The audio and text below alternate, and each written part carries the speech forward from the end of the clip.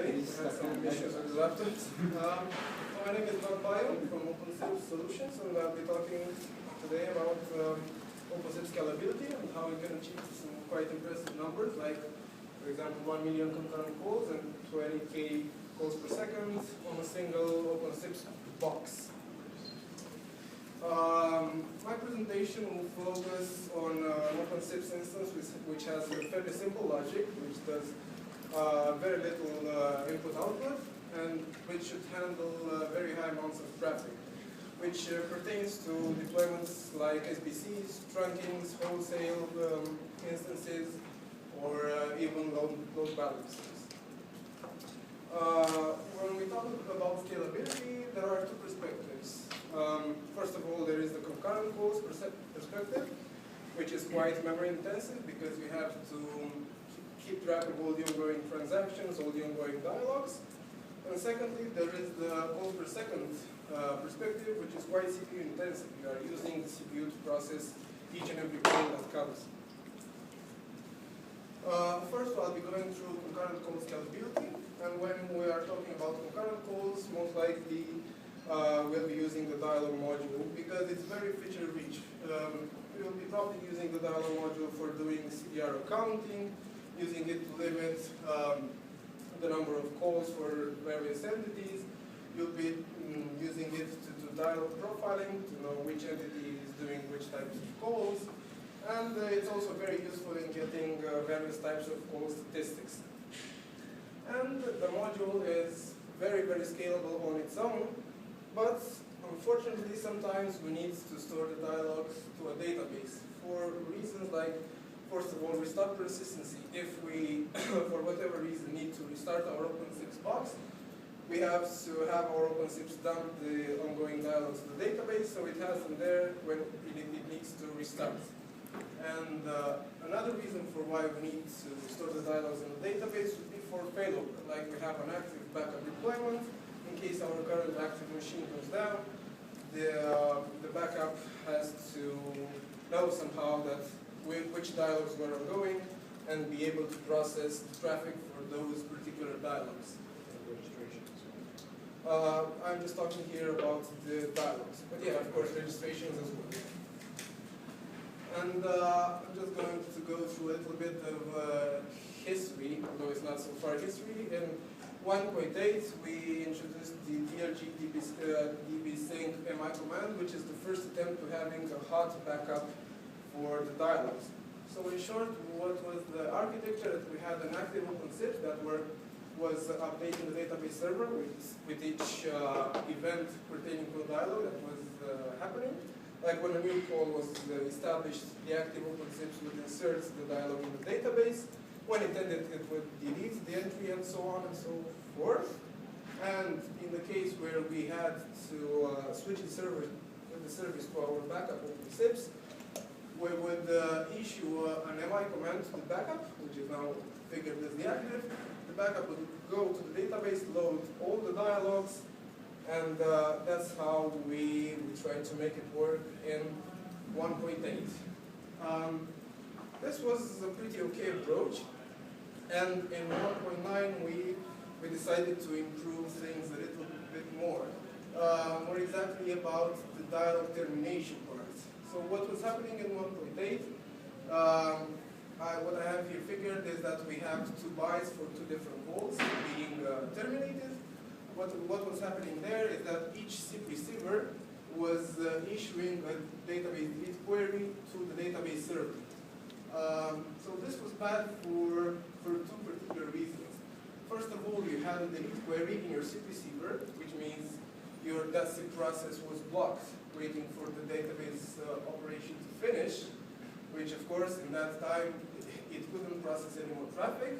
And secondly, we had this compound key while we were issuing the query to the database. And then 1.9, we decided to dramatically improve this process. When the buys came in to our OpenSIPS processes, we did not issue any more queries, so the processes were free to go ahead with the rest of the traffic. And we had a separate timer process, which would more or less pile up all the dialogues that need to be destroyed from the database and issue a single query for multiple dialogues. And even more, we had OpenSIPS generate a single unique primary key for each dialogue, so we got rid of that compound key while deleting calls from the database. And this was pretty much a very big improvement, and with such a setup, in our tests, we reached around 1.5 million calls. This is how you would generally provision it. You tell the dialog module to have its own type of process and to delete 100 calls per a single SQL query. But the main issue here was for active backup failover. So in our scenario, when we had around 1 million concurrent calls, when we tried to switch, of course, we would issue the DHCP sync query, and the backup would then try to load 1 million rows from the DB, which it isn't any surprise. It took a really long time, minutes, which by the time we loaded everything, we probably loaded junk because it was not useful anymore. Those dialogues would have already ended, and we were not able to do anything. So we decided that for large deployments, we really need a real-time dialog replication, mainly for fast failover between multiple machines. And this was how we got to the binary internal interface that was released in 1.10. It basically is designed to be a fast and efficient communication channel between multiple OpenSIPS instances. And while we first implemented it to replicate dialogues, future plans include to replicate registrations and even transaction states and whatever we will think it will be useful for. So basically how this interface works is we have an active and a backup server. When the active server successfully establishes the call, we will, when the 200 OK comes in, the active will tell to the backup via a binary communication channel that the dialog has been established. And let's say that later on we need to do some, some provisioning stuff on the active server, and we decide to switch the IP to the backup server. When the buyer will come in to the backup server, which is currently the active, it will tell the other server, hey, you know that dialog that you know about, it is not terminated.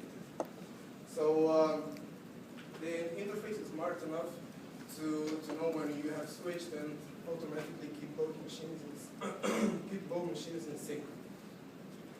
And this is basically an example about how you configure it. So you would tell OpenSIPS to listen for binary requests on that IP and port, and to have 5 OpenSIPS children available for that. You would tell your OpenSIPS instance to accept replicated dialogues from other OpenSIPS servers, and also you tell your OpenSIPS to replicate dialogues to that instance. And what's nice about this is that you can have multiple backups. Basically, if you configure this parameter multiple times, you will have this particular dialog replicated to however many destinations you would need. So this was a very good thing because you now have backup servers that are fully in sync, and the dialog module can now massively scale because we are not longer limited by the database to do our sync of the dialogs. So this is basically how we reached that very, very big number of concurrent calls. When it comes to calls per second scalability, the issues are a little bit different because now we are highly CPU intensive. And luckily for us, the OpenSIPS architecture is really great at scaling with the CPU because we have a multi-process architecture. So no matter how many CPUs you have, you can start OpenSIPS with as many or even more processes, and you will be taking fully advantage of the CPU. But the thing about CPS scalability is that we are highly protocol dependent. For example, for UDP, we can easily and infinitely scale with our available CPUs. And even more, starting with 1.8, you have even more flexibility to choose which of your UDP interfaces are the ones that will be using, that will be high traffic, and which are the ones that you expect to have less traffic. So you can have different number of SIP workers for each UDP interface. Let's say that you have a UDP interface that is connected to a big carrier. You give that interface more children, and if you have an interface used for I don't know, for replication or something else, you can give it less children, because you expect to have little traffic on that interface. But when it comes to TCP, this is harder to scale. It is harder to scale both in the user space and in the kernel space. Because once you increase the number of connections, you can reach various limitations, and even down there in this TCP kernel stack. So you really need to be careful when you're trying to scale TCP. And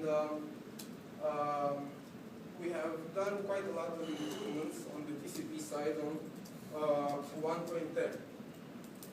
First of all, we took a little bit of time improving the TCP reading, which is now faster and uses a lot less memory. We have reduced the amount of memory used by a single TCP connection by 64K, which, let's say in a scenario where we have 100,000 TCP connections, those would be 100,000 subscribers over TCP, you would save around 6 gigs of RAM, which is quite nice. And also we have made TCP reading a lot more robust, in the sense that we are no longer vulnerable to TCP fragmentation attacks. So we have seen quite a few times, a couple of instances where we had our OpenSIPS servers bombarded by many, many fragments of a single particular SIP message. Like if we had an invite, an attacker would just open a connection and then send tiny, tiny chunks of our SIP message. And this led to very, very high CPU usage. Because every time a chunk was received, OpenSIPS would parse it, try to see if it's a full message. They said, okay, it's not, I probably wait some more, and then so on and so forth. So in 1.10, we decided to give the scriptwriter the ability to limit this behavior, in the sense that the scriptwriter can say, okay, I do not want to have a SIP message which is fragmented in more than 4 chunks, for example. And this is freely configurable in the OpenSIPS script. Or you can say, I do not want to receive a TCP message in more than 4 seconds. So this will now eliminate all types of attacks like this, where somebody would open a connection and just start putting random data on it, and thus doing some type of denial of service on you. Also, we have worked on the TCP writing part as well, and we can now support asynchronous TCP. You would often have scenarios when you are using TCP. For example, one subscriber was registered via TCP and then his connection went down. When you tried, in pre-1.10 versions, when you try to send a message to that subscriber, your OpenSIPS process would absolutely block trying to connect and send, because obviously it would block because there's nobody there responding on the other side. And in 1.10 we fully made this process asynchronous. If OpenSIPS detects that it cannot connect currently to that specific endpoint, we said, okay, let's put that connect and write it into a different process, and when it completes, we will then write it. So what we are doing is we are no longer blocking our SIP workers. We are letting them free, and when the event of writing is possible, only then we will trigger that event to our, to our SIP workers. Also, what we've been working for the previous releases, and we found that if you want high CPS scalability, you have to reduce as much as possible the amount of input-output that you are doing, whether it's DNS queries, DB operations, and so on. So we have really pushed the variety of caching mechanisms that you can have in OpenSIPS. So OpenSIPS now has a local caching engine. You can cache stuff on a pool of memcache servers or Redis servers. So we highly encourage employing caching whenever possible. And furthermore, starting with OpenSIPS 1.9, I think, we have an integrated DNS caching module. So basically, you can avoid situations where your DNS server is responding really, really slowly, and thus again blocking your SIP workers. So it's basically as easy as loading that module, and then you're done. You will not have blocking DNS anymore. Something else we did for CPS scalability is we took care of time drifting. So what happens when you're processing large CPS traffic, and you will see that your CPU will rocket, you will go sky high, and all the processes will get overloaded. And this includes the timer. So I have explained a bit time drifting here in this diagrams. So let's say you have a timer function that's running, let's say every second, that has the purpose of freeing some memory. Let's say maybe it's the user location timer that is trying to free all the subscribers that are expired. And let's say you may have many subscribed users, and our timer function is set to run every second, but each instance of running the timer takes 2 seconds. So every time between our two function runnings, we'll have a 2-second delay. So this time will pile up every time we run the function. So what this will do is it will eventually fill up our entire memory if we are not running the freeing function often enough. Because every time we'll be 2 seconds behind, and 2 more, and so on. So what we did in starting with 1.9, we have adaptive timers. So if this timer should run once every second, but it takes 2 seconds, no problem. When it finishes, we run it once again immediately after if we detect that we are starting to run behind. So this is again something that is useful, and we've seen many cases where, while processing a high number of calls per second, the OpenSIPS instance would run out of memory specifically because of this case. So this should help a lot. And also very important when trying to handle huge amounts of traffic, it's very critical to have good monitoring in the system. Because any single tiny part that starts to go a little bit slower can affect your overall scalability. And in OpenSIPS, we have various tools for this. You have load statistics, both in the dialog module, both overall load, like how many of your SIP workers are working right now, how big is the UDP or TCP queue. So you can use this to detect if your OpenSIPS is starting to run behind. You also have various thresholds that you can use. For example, you can have thresholds to detect when your DB is starting to run slow, or when an overall SIP messaging process is running low.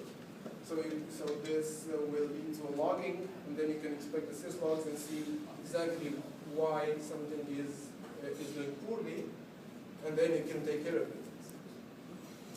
And also, it is very, very good to use some traffic rate limiting tools, just to make sure that you are never pushed beyond your known limits. Like if you say, okay, I know this machine, I've tested it, I know it can't do well, can perform well past, I don't know, 10,000 calls per second. I will not accept any more traffic if I go above this. And also, it's good to use the Pike module, which is a flood detection, because while processing huge amounts of traffic, you can also try to process traffic from unknown entities that are trying to flood you. So why not just discard that traffic right there?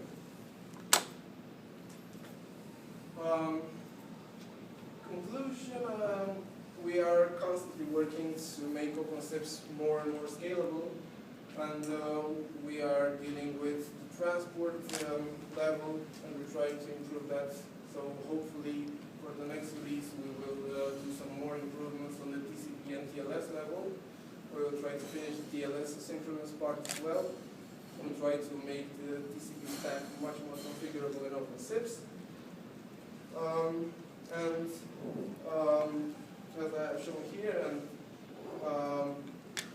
OpenSIPS is quite ideal for high traffic deployment types like SBCs or load balancers, just places where you need to process really, really high amounts of traffic.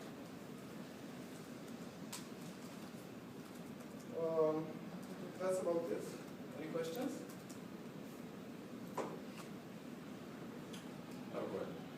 Yeah. So, by having the binary interface available to multiple different proxies, does that allow for setting an active-active configuration where your two proxies are sending dialog information to each other and processing calls? Yeah, that should be possible, because I would say so far the dialog module is smart enough so that if it receives the dialog replication, it will not replicate it back. So it would be perfectly possible to have them active-active, and when one fails, just switch both IPs to the other machine, and it should work. Okay.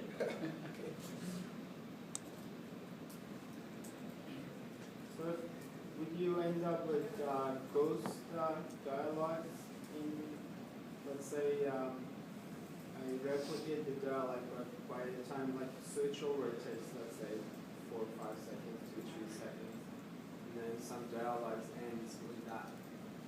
Alright.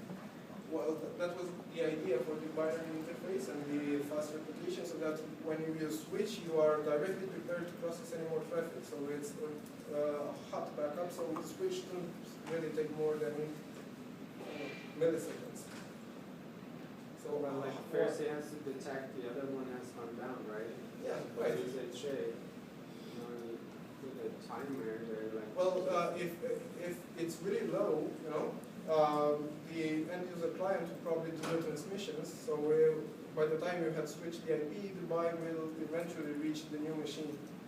So it's basically the user agent's client will not send just one byte; it will do the transmission. So you just have to get your backup set up by the time the transmission timer ends. There is no way we would end up with ghost dialogue. Yeah, should be no violence.